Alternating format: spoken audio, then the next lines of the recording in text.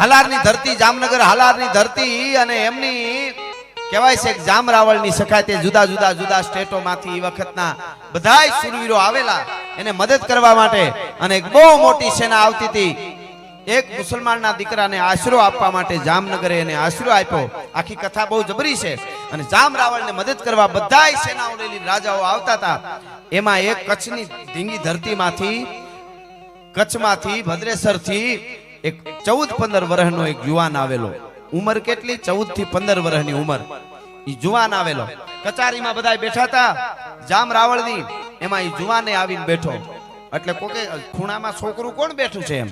હવે 15 વર્ષની ઉંમર, ઈ નાનકડી પાઘડી, ઈ અહીંયા કટાર ભરાવેલી, ડબલ ભેટ, ઈ એનું હાલવું ચાલવું જોવું, પણ 15 વર્ષની ઉંમર, 14-15 વર્ષની.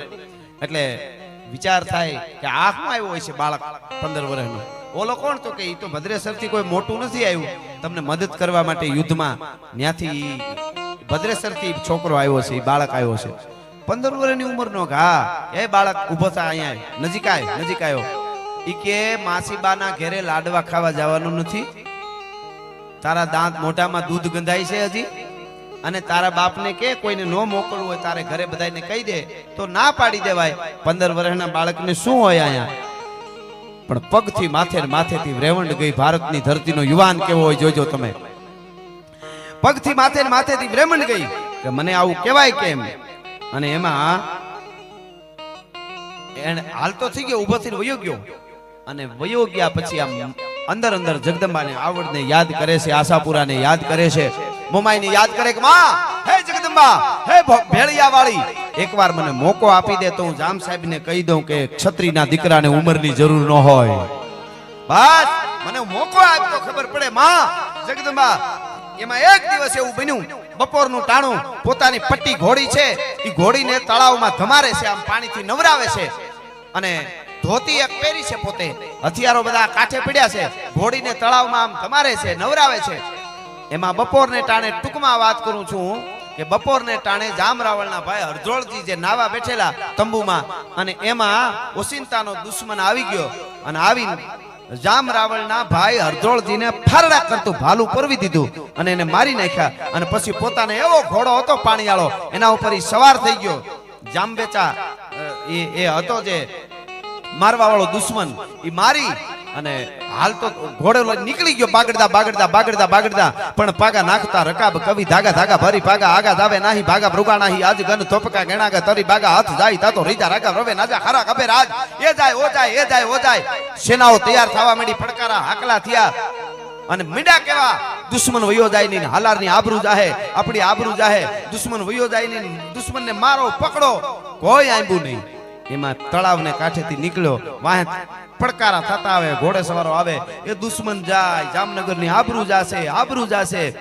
એમાં 15 વર્ષનો હાલાજી નામનો આ જે બાળક આવ્યો તો કચ્છમાંથી, એ ઘોડીને નવરાવતો તો નજર પીડીને એમ થયું કે હા મારી માં આવડે, આજ મને મોકો આપ્યો એવું લાગે છે. હો, ઇતિહાસ સાક્ષી પૂરે છે હાલારની ધરતીનો.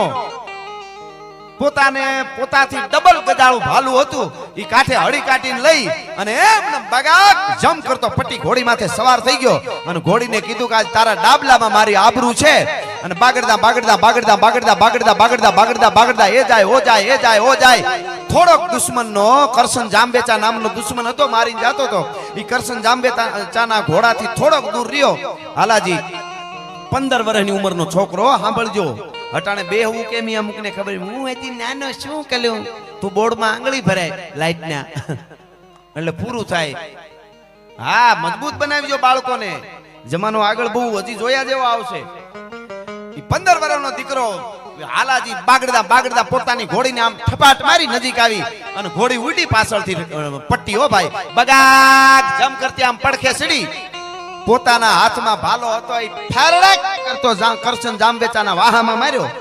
મિત્રો, ભારતનો ઉજળો ઇતિહાસ હાલારનો સાક્ષી પૂરે છે કે એક ભાલાનો ઘા કરતાની હારે ફારડાક કરતો વાહામાંથી હોહરવો ઘોડાના વાહામાં, અસવારના વાહામાં, ઘોડાના વાહામાં થઈને ધરતી સાથે ધરબી દીધો ભાલાને. ભાઈ, ફારડાક કરતો તારી જનેતાને તનિય એક ભાલાનો ઘા માર્યો, ધરબી દીધો 15 વર્ષના એક છોકરાએ. હાલાજી મેરામણ હાલાજી અને ઘોડું આમ આમ આમ આમ થવા માંડાણું. અસવારને જડી દીધો એમને એમ. પણ એટલા જોરથી માર્યું. જામ સાહેબ વાહે ઘોડી લઈને આવી ગયા. બીજા બધા રાજપૂતો આવી ગયા અને આવીને જોવે છે 15 વર્ષનો બાળક. જામ સાહેબના મોઢામાંથી શબ્દો નીકળી ગયા, શાબાશ રાજપૂત, શાબાશ, આ દેશનો જુવાન આવો જ હોય હો. અને ઈ વખતે કહેવાય છે જામ સાહેબને એમ થઈ ગયું કે આ 15 વર્ષની ઉંમર જેને મેં મેણું માર્યું તો ઈ છોકરો છે. આ એટલા જોરથી મારેલું કે આંખો બહાર નીકળી ગઈ હતી પોતાની મારવામાં. એ આંખોને બેહારી સારવાર કરી અને પછી એ વખતે અમારા કવિરાજ હારે હતા, એને કવિતા લખી કે વાહ વાહ વાહ મેરામણજી, હાલા તારા હાથેથી તે ઘા કર્યો ને દુશ્મનને જડી દીધો. ઈ તારા હાથના વખાણ કરવા કે પટ્ટી ઘોડીના પગના વખાણ કરવા? પગ આપ જમ કરતી દુશ્મનના ઘોડાની માથે આવી, ઈ કોના વખાણ કરવા? કવિ કહે છે કે રાવળ સરીખો, અરે રાવળ સરીખો રાજીજો પર્વત મેરુ પ્રમાણ. હાલાજી તારા એ હાલા તારા, હાલાજી તારા હાથ વખાણું કે પટી તારા પગડા વખાણું. હાલાજી તારા હાથ વખાણું કે પટી તારા પગડા વખાણું.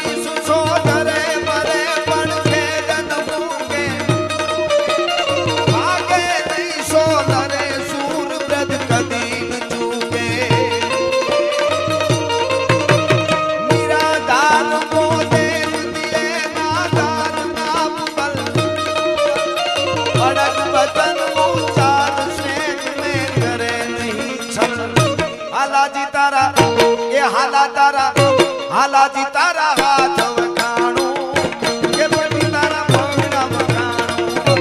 હાલાજી તારા હાથ વખાણું કે પટી તારા. કેવાનો અર્થ મારો એ છે કે તમારામાં હિંમત હોય તો ઉંમરની જરૂર પડવાની નથી.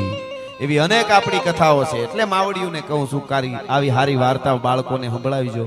અને યુવાનોને કહું તમારા રોલ મોડલ છે ને સુરવીરોને રાખજો. પ્રતાપ હોય, શિવાજી હોય, અમીરજી ગોહિલ હોય, સોલંકી વસરાજ હોય, ભગતસિંહ રાજગુરુ, માતાઓ બહેનો હોય તો અહલ્યાબાઈ હોય, અને નાયકા દેવી હોય, ઝાંસીની રાણી લક્ષ્મીબાઈ, દુર્ગાવતી. આ કેટલા ઇતિહાસ. વલ્લભભાઈ પટેલના દીકરી મણીબેન સાહેબ, જેનો બાપ નાયબ વડાપ્રધાન હોય ભારતનો, વલ્લભભાઈ પટેલ એમના દીકરી. અને હાડીમાં પોતે હાથે પોતાના વસ્ત્રો બનાવતા મણીબેન. હાડીમાં થીગડા કોકે જોઈને એટલું કીધું કે વલ્લભભાઈ પટેલ ગૃહપ્રધાન, નાયબ વડાપ્રધાન, એની દીકરીના હાડીમાં થીગડા. મણીબેને જવાબ દીધો તો કે આ થીગડા મારા બાપની ગરીબાઈના નથી, મારા બાપની ખાનદાનીના થીગડા છે. હજી ભારત માટે અમારે ઘણું બધું કરવાનું છે સાહેબ. આ કઈ નાની વસ્તુ થાય? હા, પણ વલ્લભભાઈ પટેલે એ વખતે જે એકીકરણ રજવાડાનું થયું, તમે ઘણી વખત આપણે ઘણાને ખબર ન હોય, વાંચ્યું ન હોય, એટલે એકવાર વલ્લભભાઈ પટેલ શું છે એ વાંચવું હોય તો જામ સાહેબ, હાલાર જામ સાહેબ અને ભાવનગર મહારાજ કૃષ્ણકુમારસિંહજી ઈ વલ્લભભાઈ પટેલ વિશે શું બોલ્યા, ઈ કેવા મિત્ર હતા ને બે શું બોલ્યા વલ્લભભાઈ પટેલ માટે, ઈ સાંભળો તો ખબર પડે કે કેવા મહાન છે ને એકાબીજાને કેવી મિત્રતા હતી. પણ ઈ વખતે વલ્લભભાઈ પટેલે દરેક સ્ટેટ પાસેથી ખાલી 1 કરોડ લીધા હોત તો તેદી 565 કરોડ એની પાસે હોત. અટાણે એના કેટલા થાય? પણ સાહેબ, જે માણસ મૃત્યુ થાય વલ્લભભાઈ પટેલનું, દેશના પેલા નાયબ વડાપ્રધાનનું, અને એના ખાતામાંથી પૂરા 300 રૂપિયા ન નીકળે ને એના 3000 કરોડના ટેચ્યુ થાય. એમનેમ નથી થતું. જેડે તેડેથી નથી એ કીરત હુંદા કામ, જો ચીરી જે ચામ તો રાણા રગત નીકળે. એ આપણી કથા 1000 કરોડના ટેચ્યુ થાય. એમનેમ નથી થતું. જેડે તેડેથી નથી એ કીરત હુંદા કામ, જો ચીરી જે ચામ તો રાણા રગત નીકળે. એ આપણી કથાઓ છે. એવો એક છેલ્લો નાનકડો પ્રસંગ મારે અહીંયાથી કહેવો છે. પછી બીજા રાઉન્ડમાં આપણે ઘણો આનંદ બધા બેઠા છે તો જરૂર કરશું. ભાઈ પણ જીગાભાઈ પણ હમણાં આવવાના છે. પણ મારે આ પ્રસંગ એટલે કેવો છે કે સંસ્કારની વાતો આપ સુધી, માતાઓ બહેનો સુધી પહોંચે. ઇતિહાસોની દરેક વાતો અમે પ્રોગ્રામમાં અમને જે હરખું લાગે જે વાત અમને આવી જાય એ વાતો અમે આપના આગળ કાયમના માટે કરતા હોય. વાતો ઘણી હોય પણ હમણાં આપણે ભગવાન રામની પ્રતિષ્ઠા કરી, રાઘવેન્દ્ર સરકારની. ભગવાન રામની 22 તારીખે અને આખું ભારત ને આખી દુનિયા દરેક સનાતનીઓને આનંદના હિલોળા હતા. બધા મોજમાં આવી ગયા હતા, આપ જાણો છો.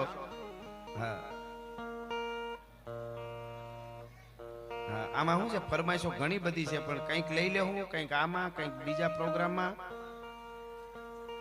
અને કંઈક. હા, એમાં એવું છે કે અમારી પાસે એટલું બધું છે કઈ એક રાતમાં બધી ફરમાઈશો આવે નહીં. પણ મારે જે વાત કેવી છે આપ નાનકડી સાંભળજો. રામના નામની તાકાત કેવી છે, ભગવાન રામના નામની કેવી તાકાત છે અને રામ શું છે. અહીંયા માની પ્રતિષ્ઠા થવાની છે એટલે આ રામની મને ગમતી એક વાત તમને કહું ને પછી હું સપાખરું લઈને મારા શબ્દોને વિરામ આપીશ. પણ રામના નામની વાત જોજો તમે, રામના નામનો પ્રતાપ તમે જોજો કેવો હોય. ભગવાન રાઘવેન્દ્ર સરકાર જૂના જમાનાની એક વાત છે, મને ગમતો આ પ્રસંગ છે, આપને પણ ગમશે. માતાઓ બહેનો ખાસ સાંભળે આ વાત, યુવાનો ખાસ સાંભળે આ વાત. જૂના જમાનામાં એક નગર હતું અને એ નગરમાં એક નગરના એક રાજા ને એમની રાજકુમારી, એનું નામ હતું ચંદ્રમુખી. રાજકુમારીનું નામ ચંદ્રમુખી. અને ચંદ્રમુખી બહુ રૂપાળા હતા, રૂપના આભરણ જેવી દીકરી. અને એમાં બને એવું કે ઈ રાજની હવેલીના પટાંગણમાં અને બધે બજાર વાળવા વાળો એક વાલ્મીકી સમાજનો માણસ આવે, જુવાન, પોતાના લગ્ન થઈ ગયા છે. ઈ બજાર વાળવા માટે આવે, સાફ સફાઈ બજારો વાળતો હોય, જે કરતો હોય. એમાં રાજકુમારી ચંદ્રમુખી હવેલીમાં આમ ઉપર નીકળે, આવે, ઝરૂખા ઉપર આવે અને આવીને ઊભે, આકાશ સામું જોવે, આનંદથી આટા મારે, ઘડીક ઊભે ને વહી જાય.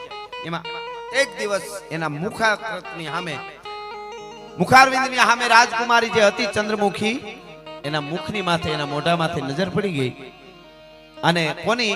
બજાર વાળવા વાળો વાલ્મીકી સમાજનો જે માણસ હતો એની. પધારો પધારો, આવો, બિરાજો બિરાજો. મને આ વાત એટલા માટે કરું છું કે એકાદી યુવા ધન સુધી આજે આ હળાહળ કળિયુગમાં વાત જાય તો ચારિત્ર્યની પણ થોડી યુવાનોને ખેવ ના થાય, એટલે હું આ વાત કરી રહ્યો છું.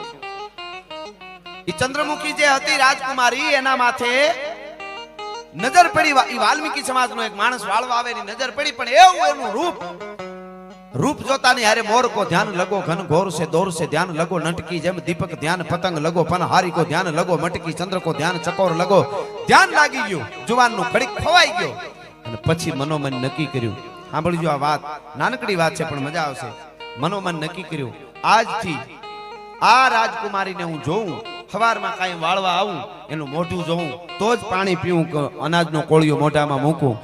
મને ખબર છે એ રાજકુમારી છે, પણ મારે એનું મોઢું જો ન જોઈ શકું, મારો પ્રેમ શુદ્ધ છે પણ હું એનું મોઢું ન જોઉં તો હું મરી જાઉં, અનાજ ન લઉં. આવું નિયમ લઈ લીધું. પછી કાયમ આવે, વાળતો હોય, રાજકુમારી જોઈ લે. રાજકુમારીને ખબર જ નહોતી, એની નજરે નહીં કે મારે સામે કોઈ જોવે છે. એની તો એના આનંદમાં ઝરૂખામાં આટો મારીને વહી જાય. મિત્રો 2-5 મહિના 6 મહિના આવેલું. એમાં એક દિવસ સવારના પોરમાં એ માણસ આમ વાળવા માટે આવેલો, બજાર ખૂબ લમણા વાળે, ઘડીક આમ જાય, ઘડીક આમ જાય, આમ જોવે, આમ જોવે. રાજકુમારી નીકળેલા નહીં, ક્યાંય બહાર ગામ ગયા હોય અથવા તો તબિયત બરાબર ન હોય, જે હોય તે નીકળે નહીં. આ બપોર સુધી રાહ જોઈ, રાજકુમારીનું મોઢું જોવાનું નહીં.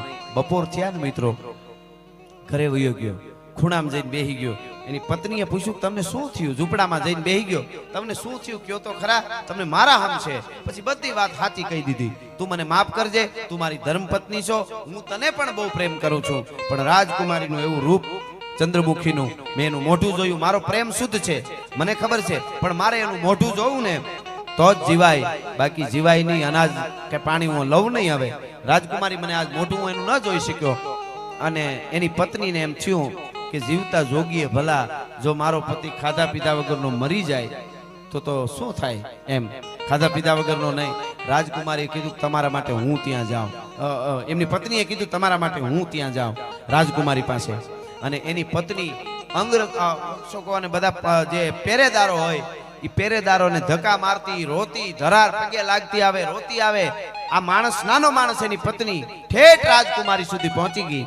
રાજકુમારીની પાસે આવીને પગમાં પડી ગઈ, મારી એક વાત માનો, હું પણ સ્ત્રી છું, તમે સ્ત્રી છો, તમે કુંવારા છો, પણ રાજકુમારી મને માર્યું હોય તો મારી નાખો, મારા પતિને કાંઈ ન કહેતા. મારા પતિ તમારું મોઢું જોઈ અને કાયમના માટે અનાજ લે છે, પાણી પીએ છે, તમને જોઈ ગયા છે 6 મહિનાથી, અને મારા પતિ હવે અનાજ બંધ કરી દીધું. આજ તમે મોઢું ન દેખાડ્યું, કેમ? તો કે કોણ તારો પતિ? તો કે બજાર વાળો, અમે વાલ્મીકી સમાજમાંથી આવી છે. એવું છે કે હા, પણ જોજો અટાણે હોય તો શું કરે રાજકુમારી? મારી નાખો, એને વીખી નાખો, કટકા કરી નાખો. ભારતની દીકરીઓ કેવું હોય એટલે આ દાખલો આપું છું. ચંદ્રમુખીએ કીધું તારો પતિ મારું મોઢું જોવે તો પાણી પીએ, એમ તો હા, તો મને ખબર નથી. પણ હિન્દુસ્તાનની દીકરીઓ કેવી હોય સાંભળજો. કે પેલા તો તને ધન્યવાદ આપું છું રાજકુમારી. ચંદ્રમુખી કહે છે ઓલાની પત્નીને કે તારા પતિ માટે થઈને તું અહીંયા આવી છો. અને બીજું સાંભળી લે, તારા પતિને કે ઘરે જા, એને કે જે કામ કરતો હોય બધું કામ કર, મોટું જોવાય કે ન જોવાય રહેવા દે. હું આજથી 6 મહિના સુધી તારા પતિને એક જ કામ કરવાનું, જાગતા ઉઠતા બેહતા ખાતા પીતા હે રામ હે રામ હે રામ, રામ રામ રામ રામ રામ, બસ રામનું નામ લીધા કરવાનું, બીજું કાંઈ નહીં. રામનું રટણ ખાલી કર્યા કરે, બસ બીજું કાંઈ નહીં. 6 મહિના પૂરા થશે તો હું મારું રથ જોડી અને તારા ફળિયામાં ફક્ત તારા પતિને મોઢું દેખાડવા માટે સામે આવીશ. એકવાર 16 શણગાર સજીને આવીશ, તારા પતિને મોઢું દેખાડી જઈશ. પણ 6 મહિના સુધી ઈ મોઢું ન જોવે અને રામનું નામ લીધા કરે. આ હરખાતી બાઈ ઘરે આવીને કીધું તમને પોતે ચંદ્રમુખી મોઢું દેખાડવા આવે તો 6 મહિના પછી કે તો જીવી જાવ. એટલે એનું જે કામ હતું એ ચાલુ કરી દીધું, પછી ઉપર ન જોવે. પણ રામ રામ રામ એને એમ કે સામેથી આવવાના 6 મહિને મોઢું દેખાડવા. 6 મહિના મિત્રો પૂરા થયા. ટૂંકમાં વાત કરું છું, આ ભારત શું છે એટલે આપણો નાનકડો એક દાખલો દેવાનું મન થયું મને. 6 મહિના પૂરા થયા. હવારનો પોર, આ તો પછી હાલતા ચાલતા રામ રામ રામ બધું ભૂલી ગયો. તો કામ કરે બાકી રામ સિવાય કાંઈ યાદ નહીં એને. ખૂણામાં બેહીને હવારમાં માળા કરતો તો રામ રામ રામ રામ. દીવ ઉગ્યા પછી ફળિયામાં કાંઈ એની પત્ની કામ કરતી હતી અને ચંદ્રમુખી રાજકુમારી આવી રથડો ઉભો રહ્યો ફળિયામાં આવી. કીધું બાઈ આ 6 મહિના પૂરા થયા, તને ખબર છે હું રાજકુમારી પોતે ચંદ્રમુખી જો 16 શણગાર સજીને તારા પતિને મોઢું દેખાડવા માટે આવી. તારો પતિ ક્યાં છે? તો કે ઝૂંપડામાં માળા કરે છે. કોની? તો કે રામની. તમે કીધું ને તે દોણો એમ? તો કે હા. એને કે હું મોઢું દેખાડવા માટે આવી છું. અને ઘરમાં હળી કાઢીને ઘરમાં આવી અને એટલું કીધું એ તમે જોવો તો ખરા, ચંદ્રમુખી પોતે આવ્યા તમને મોઢું દેખાડવા માટે. ચંદ્રમુખી, અરે તમે કેમ સાંભળતા નથી? તમે માળાને મૂકો. ચંદ્રમુખી તો જો સાક્ષાત ચંદ્ર આવ્યો આપણા ફળિયામાં. ચંદ્ર. અને મિત્રો સાક્ષાત ચંદ્ર આપણા ફળિયામાં આવ્યો એવું જ્યારે એની પત્નીએ કીધું તો એ માળા કરતા કરતા આંખ ખોલ્યા વગર કીધું ચંદ્ર આવી ગયો? કે હા. હવે એ ચંદ્રને કે રામરૂપી સૂર્યનો ઉદય થઈ ગયો, હવે ચંદ્ર ઝાંખો પડે છે, હવે એનું મારે કાંઈ કામ નથી. ભલા માણસ, હા હા હા, રામરૂપી સૂર્યનો ઉદય થઈ ગયો છે અંદર, હવે મને ચંદ્ર ઝાંખો પડે છે. એ બેનને કે આજથી તું મારી બેન. કહેવાનો અર્થ મારો ખાલી આ દાખલો દેવાનો એટલો જ છે. આવી ભારતની દીકરીઓ હોય અને આવા ભારતના યુવાનોને રામના નામનો નારો લાગી જાય તો બીજું કાંઈ ન કરવું પડે. ઈ આ રામની ધરતી છે, ઈ આ શિવાજીની ધરતી છે. એટલા માટે તો આ ભમાવું ગેલ ચાંદલો ને જીજાબાઈ ને આવ્યો ઈ બા.